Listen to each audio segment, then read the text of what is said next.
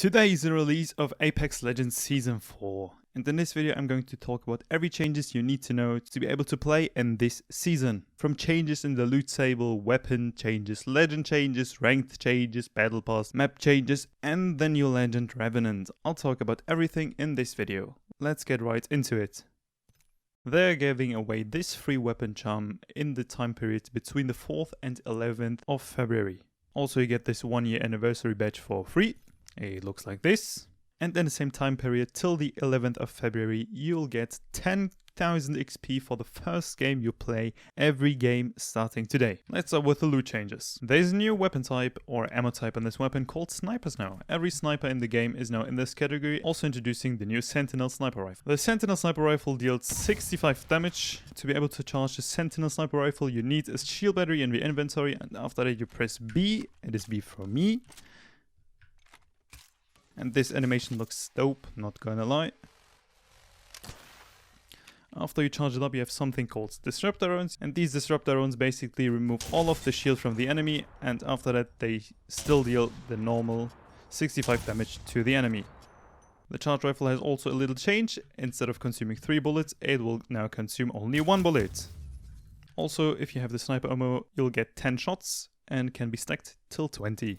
Now you might think, where's the G7 Scouts? That they removed the weapon? No, they didn't, but I will talk about it a bit later. Another changes they did to the loot table was they removed the turbocharger.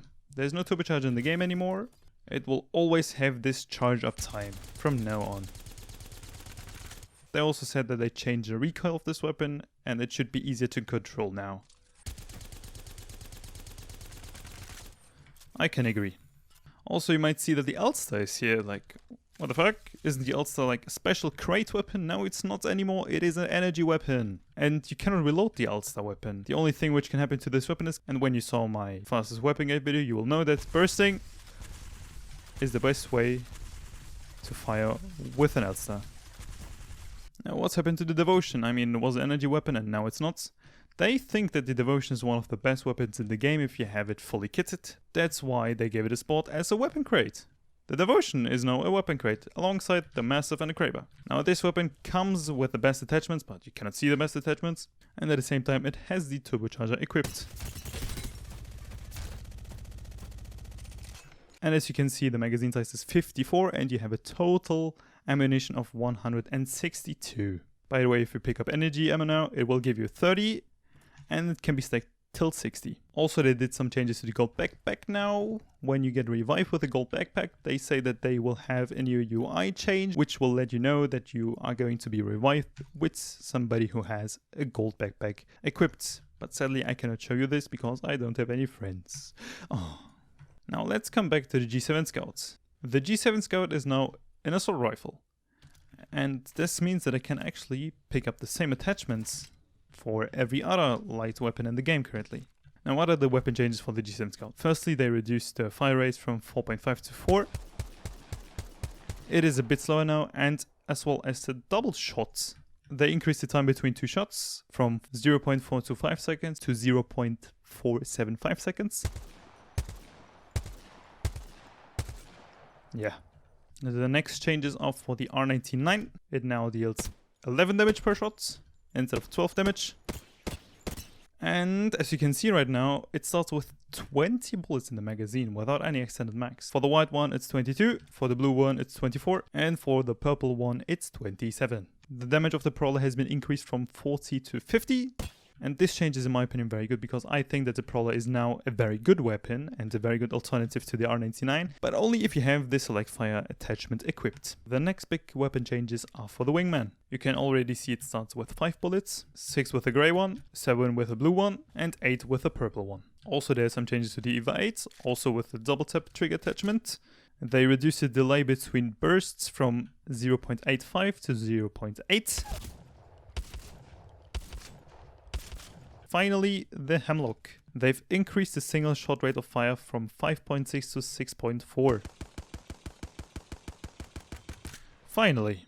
And with Season 4 there comes a new change to the gold weapons you can find during the game. The first one is the Havoc, the second one is the P2020, the third one is the sniper rifle Sentinel, which is actually very nice. The fourth one is the Prowler, and I'm very happy that they did this because the Prowler is a very good weapon in my opinion. And last but not least is the R301. Now let's go to the legend changes. As you can see on Bloodhound, and this has a reason, if you use your ult, you see it has a 35-second cooldown or timer. If you now down an enemy, it doesn't work in firing range, but if you down an enemy, this timer will increase by 5 seconds for each downed person. Not killed person. For each downed person. That's very important. And also they did some changes to the crypto drone. Now, if your friend is a Gibraltar and throws a dome, the EMP will no longer interfere with your friendly Gibraltar dome. And also you can not longer throw a dome on the crypto drone so that the dome flies on the drone. They fixed that. Sadly, it was a very fun bug.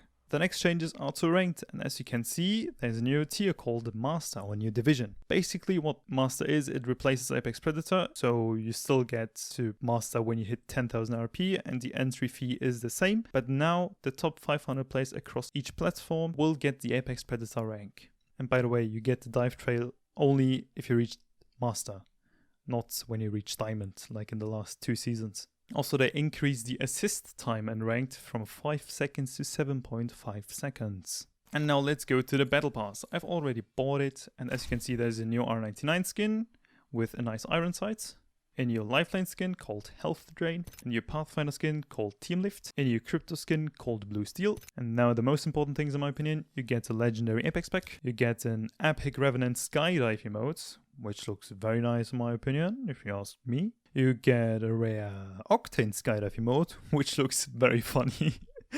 You get a legendary Wraith skin, which is in my opinion, meh.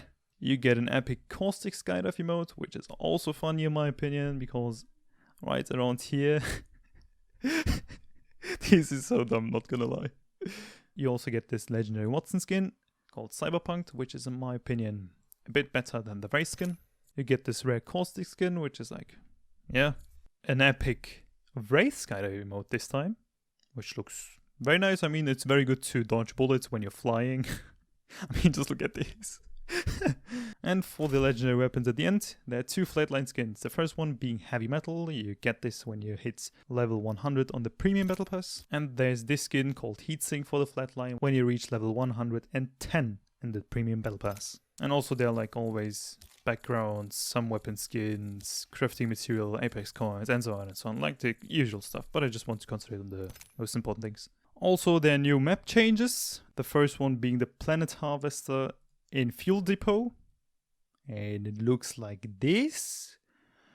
Well, yeah, a little change in this area, I would say. The next big change being the capital city, and it is being split into 2 sides, the eastern and west side of capital city are now a thing. A new city is being added. I think this is near Refinery if I'm not mistaken, and it looks like this. Very nice though. And also the introduction of weapon racks. What are weapon racks in Apex Legends? Now, in this little city called Survey Camp, there are little buildings in which you can find weapon racks. And what this means is basically every time you go in these buildings and go to these weapon racks, you will find weapons. So these are guaranteed weapon drops, just like in firing range, so you can pick up those weapons. And from what I understand is that those weapons are always random, so you cannot find an R99 like 10 out of 10 times in those buildings. What this does is basically it changes hot zones or hot drops, because everybody used to land in capital city, and now maybe more people will land in these areas because weapon racks are there, so they will get a weapon instantly and can attack instantly. I don't know, we'll see how the meta plays out. And last but not least, Revenant! He is the new legend introduced in Season 4. His skills. His passive skill, called Stalker. You crouch walk faster and can climb walls higher. His tactical, called Silence, throw a device that deals damage and disables enemy abilities for 10 seconds. His ultimate, called Death Totem, drop a totem that protects users from death. Instead of getting killed or downed, you will return to the totem. And according to Respawn, he is a low profile legend, so he's more difficult to hit, thus his income damage is increased by 5%. His passive ability was crouch walking faster, and as you can see it is actually very fast, and you can climb walls higher. Which is actually very interesting if you ask me. To be able to climb for that high. Looks very interesting. It will be very advantageous in spots like Capital City, I think. His tactical looks like this. You can actually aim with it and like throw it like a grenade. The only way I can find to cancel it is by left clicking.